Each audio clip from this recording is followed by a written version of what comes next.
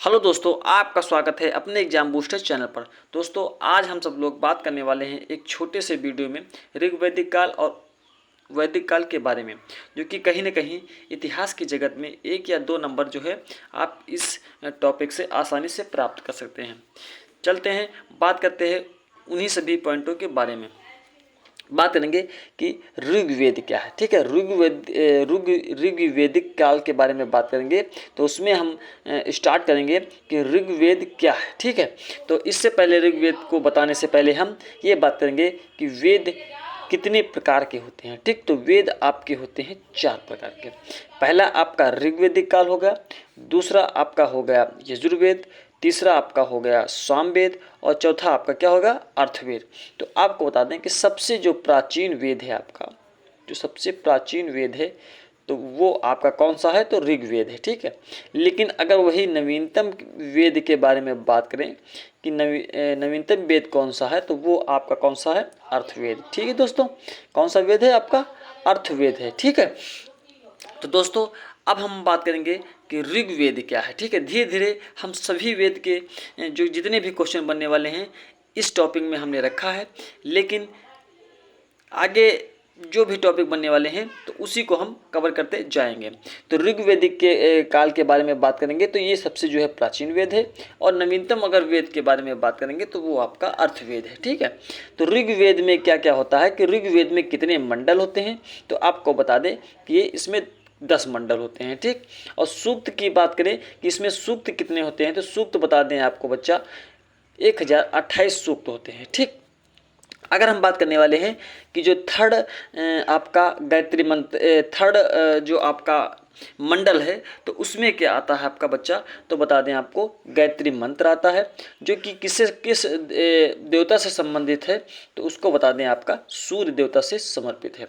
वही अगर हम नाइन्थ मंडल की बात करें, नाइन्थ मंडल की बात करें तो उसमें किसका वर्ण है, तो उसमें जो है सोम देवता का वर्ण है। ठीक है, अगर हम बात करेंगे कि पुरुष सूक्त किस मंडल में आता है, तो आपका 10वें मंडल में जो है आपका क्या आता है, पुरुष सूक्त आता है। ठीक है, जो कि इसमें 4 वर्णों के बारे में जो है 4 वर्णों के बारे में बात किया जा रहा है। ठीक है, तो अब हम बात करते हैं, चलते हैं सीधे अपने जो वेद रह गए हैं उनके बारे में जानने के लिए। ठीक, संगीत का जनक किसे कहते हैं, तो वो बच्चा आपको कहते हैं सामवेद। सामवेद को जो है संगीत का जनक कहते हैं। सामवेद में जो है संगीत का वर्णन किया गया है। ठीक है, अंधविश्वास, जादू टोना ये किस में आता है, तो वो बच्चा आपका बता दें अर्थवेद में आता है। ठीक है, और अनुष्ठान, मंत्र, यज्ञ और कर्मकांड ये बच्चा किस में आता है, तो ये आपको बता दें कहीं पर अगर ये पॉइंट दिखे और पूछे कि किस वेद से संबंधित है, तो वो बच्चा बता दें आपको यजुर्वेद से संबंधित है। किस संबंधित है, यजुर्वेद से संबंधित है। अच्छा बच्चा, एक क्वेश्चन बहुत उठता है कि आपको बता दें कि वेद त्रय क्या है, तो बच्चा उसमें बता दें कि वेद तो वेद है ही है, लेकिन त्रय का मतलब होता है 3, यानी 3 वेद मिलकर जो है वेद त्रय बना है।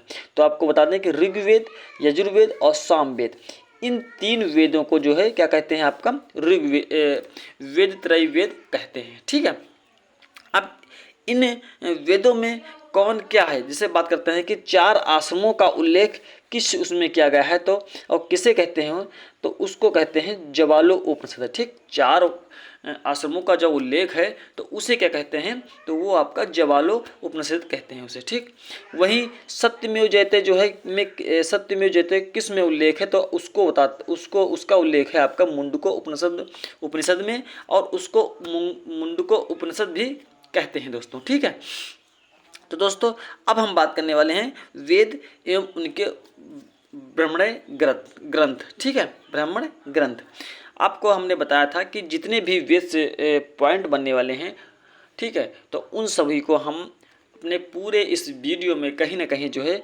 सभी पॉइंट को क्लियर करेंगे, और जो भी बनने वाले पॉइंट हैं इससे उन सभी पॉइंटों को हम आसानी से कवर करने की कोशिश करेंगे। ठीक, तो ऋग्वेदिक को अगर ग्रंथ में बोले तो उसको क्या कहते हैं, तो ऐत्रय क्या बोलते हैं, ऐत्रय बोलते हैं। और यजुर्वेद को ग्रंथ में क्या कहते हैं, तो उसमें कहते हैं शतपथ। क्या कहते हैं, शतपथ। ठीक, अर्थवेद को क्या कहते हैं, तो उसको कहते हैं आपका गौपथ कहते हैं। क्या कहते हैं, गौपथ कहते हैं। ठीक है, तो दोस्तों आपको बता दें कि अब हम ऋग्वैदिक काल के देवता को क्या कहते हैं, तो ऋग्वैदिक काल के देवता को क्या कहते हैं, आपका बच्चा इंद्र बोलते हैं। ठीक, और यहीं पर एक क्वेश्चन उठता है कि अगर उत्तर वैदिक काल हो, क्या है उत्तर वैदिक काल में, उत्तर वैदिक काल में अगर बच्चा बात करें कि उसमें देवता को क्या कहते हैं, तो उसमें जो है देवता को क्या कहते हैं, प्रजापति कहते हैं। ठीक, प्रजापति कहते हैं। ठीक, क्या कहते हैं, प्रजापति कहते हैं। अब यहाँ से एक बहुत ही छोटा क्वेश्चन है, लोग इस पे ध्यान नहीं देते हैं, लेकिन बहुत ही छोटा क्वेश्चन है कि जो प्रजापति के जो दो पुत्रियां थीं, क्या थी, पुत्र थे, तो उसको क्या नाम था पुत्रियां का, तो एक तो आपका सभा था, क्या बच्चा था, एक आपका सभा था और दूसरा बच्चा आपका था समिति। ठीक है, क्या था, सभा था और समिति था। ठीक, तो यहाँ तक हम उम्मीद करते हैं कि बच्चा जहाँ तक हमने जो भी पॉइंट आपको समझाया है वो पॉइंट आपको आसानी से समझ में आया होगा। ठीक, अब हम बात करने वाले हैं आगे कि वैदिक काल में जब सूर्य उगता है तो उसे क्या कहते हैं, तो उसे बच्चा कहते हैं आपका ऊष्मा काल। क्या कहते हैं, ऊष्मा काल। ठीक है, जब सूर्य की जो मॉर्निंग में जो लालनी होती है, यानी जो सूर्य जब निकलता है तब लालिमा होता है और जब सूर्य ढलता है तब लालिमा होता है। ठीक है, तो जो मॉर्निंग के समय या सुबह के समय जो आपका लाली से छाई रहती है तो उसे हम उषा काल कहते हैं, और जो शाम के समय सूर्य की लाली से छाई रहती है तो उसे कहते हैं गोधूली कहते हैं। क्या कहते हैं, गोधूली कहते हैं। ठीक, तो ये पॉइंट जो है बहुत ही इंपॉर्टेंट है किस एग्जामों की दृष्टि से। अब हम बात करेंगे कि आंशिक रूप से गद्य व पद्य दोनों रचित किस वेद में है, तो आपको बताते हैं कि आंशिक रूप से जो है गद्य और पद्य दोनों आपका यजुर्वेद में है। किस में है बच्चा, आपका यजुर्वेद में है। अच्छा, यहाँ पर बात करें कि पुराणों की संख्या कितनी होती है बच्चा, आपको बता दें बच्चा कि पुराणों की संख्या कितनी होती है, तो पुराणों की संख्या होती है बच्चा आपकी 18 होती है। कितनी होती है, 18 होती है। ठीक, यहाँ पर बच्चा दो क्वेश्चन बनता है कि जो सबसे प्राचीन सबसे क्या है, सबसे पुराना जो है वो पुराण क्या है, तो वो आपका क्या है, मत्स्य पुराण है। क्या है, मत्स्य पुराण जो है ये आपका कौन सा पुराण है, आपका प्राचीन पुराण है। ठीक है, अगर सबसे ये बात करें कि जो है दोस्तों, तो वहाँ पे जो है आपका सबसे पुराना कौन है, मत्स्य पुराण है। लेकिन दोस्तों एक क्वेश्चन यहाँ पे और उठता है कि आपको बता दें कि एक क्वेश्चन पूछा जाता है कि इसमें क्या आपका जो कहानी और कथा, ठीक है, इसमें कहानी कथा जो आपका सुनते हैं या सुनाया जाता है वो आपका किस वेद में है, तो वो किस पुराण में है, तो वो आपका गरुड़ पुराण में है। किसमें, गरुड़ पुराण में है।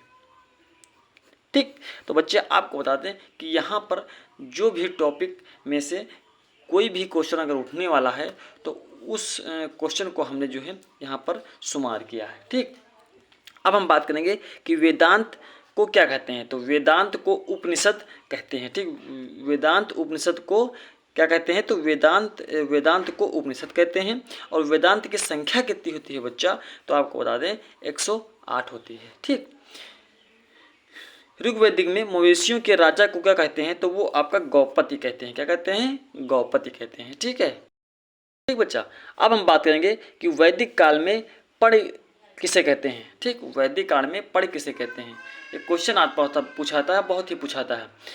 जिनका व्यापार पर नियंत्रण रहता है उसे क्या कहते हैं, पढ़ी कहते हैं। ठीक, वैदिक काल में वेदांग की संख्या कितनी होती है, तो यहाँ पर आपको बता दें कि वेदांग की संख्या कितनी होती है, 6 होती है।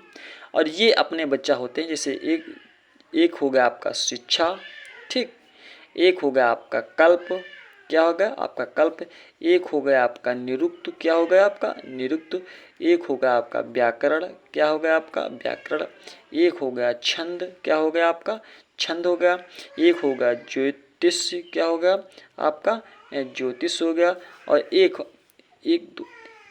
ठीक, यहाँ पे 6 जो है वेदों के बारे में हमने बताया कि 6 प्रकार के होते हैं वेदांग, और एक शिक्षा, कल्प, निरुक्त, व्याकरण, छंद और ज्योतिष। ठीक, निष्क क्या है बच्चा, आपको बता दें कि निष्क क्या है। आपको बता दें बच्चा कि पाणी है, निष्क है, जितने भी छोटे छोटे क्वेश्चन है, बलि है, ये सब छोटे छोटे क्वेश्चन बहुत ही सरल तो हैं, लेकिन कोई बच्चा इस पे ध्यान नहीं देता है, क्योंकि ये बहुत ही अजीब टाइप के क्वेश्चन हैं, यानी छुपा रुस्तम कहते हैं क्वेश्चन हैं। ठीक है, ये कहीं ना कहीं अगर कहीं पर अगर आपको पेपर टफ बनता है तो यहाँ पर 2-3 क्वेश्चन ये रख दिए जाते हैं और बोलते हैं कि हिस्ट्री टफ आई, क्योंकि ये क्वेश्चन पर कोई बच्चा जल्दी ध्यान नहीं देता है। तो हमने क्या सोचा कि आप सभी को एक छोटे से वीडियो में क्यों ना ये सभी क्वेश्चन जो है कराए जाएँ, ठीक, जिससे आपका वैदिक काल और ऋग्वैदिक काल एकदम बेहतरीन से कंप्लीट हो जाए। ठीक, अब हम बात करेंगे कि निष्क क्या है। तो स्वर्ण आभूषण से संबंधित जो है निष्क है। निष्क बच्चा शब्द जो है ये किससे संबंधित है, तो स्वर्ण आभूषण से संबंधित है, यानी स्वर्ण आभूषण को जो है निष्क कहते हैं। ठीक है, वैदिक काल में यौ को क्या कहते हैं, तो वैदिक काल में यौ को आपका जौ कहते हैं। क्या कहते हैं, जौ कहते हैं। ऋग्वैदिक काल में गाय को क्या कहते हैं, तो ऋग्वैदिक काल में जो है गाय को बच्चा बोलते हैं अघन्या। क्या बोलते हैं, अघन्या। ठीक, ऋग्वैदिक आर्यों का मुख्य व्यवसाय क्या है, तो ऋग्वैदिक आर्यों का आपका बच्चा बता दें, उनका मुख्य व्यवसाय आपका पशुपालन है। अगर उत्तर वैदिक के का मुख्य व्यवसाय यहाँ पे बात करेंगे तो वहाँ पर आपका जो है कृषि है। ठीक, यहाँ पे कन्फ्यूजन नहीं होना चाहिए कि ऋग्वैदिक आर्यों का मुख्य व्यवसाय क्या है, तो वो आपका बच्चा पशुपालन है, और उत्तर वैदिक काल का मुख्य व्यवसाय क्या है, तो उसका बच्चा बता दें आपको कृषि है। ठीक है, अब हम बात करने वाले हैं कि वैदिक साहित्य में किस स्त्री का उल्लेख है, तो आपको बता दें लोपामुद्रा नाम की स्त्री का जो है ये वैदिक काल साहित्य में उसका उल्लेख है। ठीक, यहाँ पे बच्चा 2 क्वेश्चन पूछे जाते हैं। ये 2 क्वेश्चन बहुत ही बड़े लेवल पर पूछे जाते हैं, यानी एसएससी और सीडीएस और भी जितने भी बड़े लेवल के क्वेश्चन हैं, जैसे आईएएस पीसीएस है, तो इन सभी में जो एक छोटा सा पॉइंट रख दिया जाता है ताकि जो है इसमें बच्चे क्या हैं घूमते रहें इस क्वेश्चन में।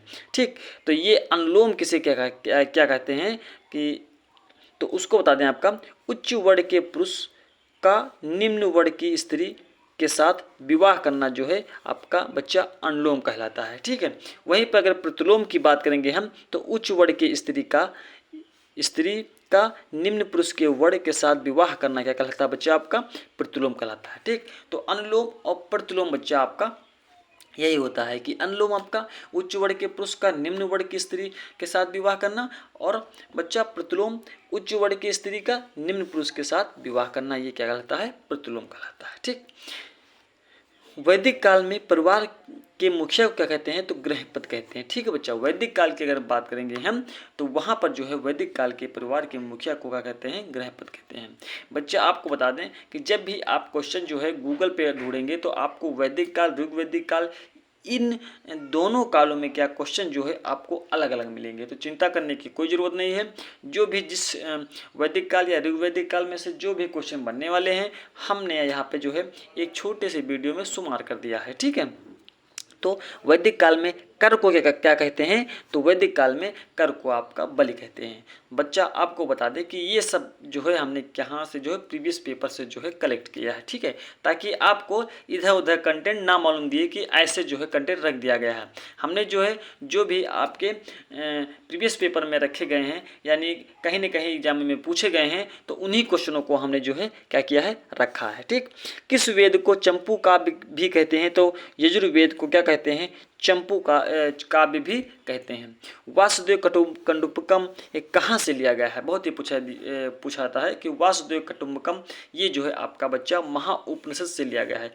एक क्वेश्चन बहुत ही चर्चित में है जो प्रेजेंट टाइम में, आप सब लोग कमेंट बॉक्स में कमेंट करिएगा कि ये वासुदेव कटुम्बकम ये क्या है। ठीक है, ये किसी की थीम है। ठीक है, जब बच्चा आपको मान लीजिए कोई क्वेश्चन अगर याद करते हैं तो उस क्वेश्चन से संबंधित अगर कोई भी क्वेश्चन आप जानते हैं, ठीक है, तो वो क्वेश्चन आपको माइंड में जो है उसको रिपीट कर देना चाहिए, ताकि जो है जो बनने वाले क्वेश्चन है वो आप भूल ना सकें। ठीक है, तो जब वासुदेव कुटुंबकम की बात आई तो यहाँ पे जो वासुदेव कुटुंबकम की है, तो ये आपका जो हाल ही में G20 हुआ है। ठीक है, अब G20 नहीं रहा है, अब G21 हो गया है, तो इसकी जो थीम बच्चा है तो वो जो है आपका वासुदेव कुटुंबकम है। ठीक है, तो दोस्तों आपको बता दें कि जो पढ़ा हुआ कैसे याद किया जाएगा, तो बस इसी तरह याद किया जाएगा कि जितने भी डेट हैं, जितने भी डेट में कोई भी इवेंट हुआ है या कोई भी आपका संशोधन हुआ है या कोई भी आपका अनुसंधान हुआ है, कोई भी खोज हुआ है,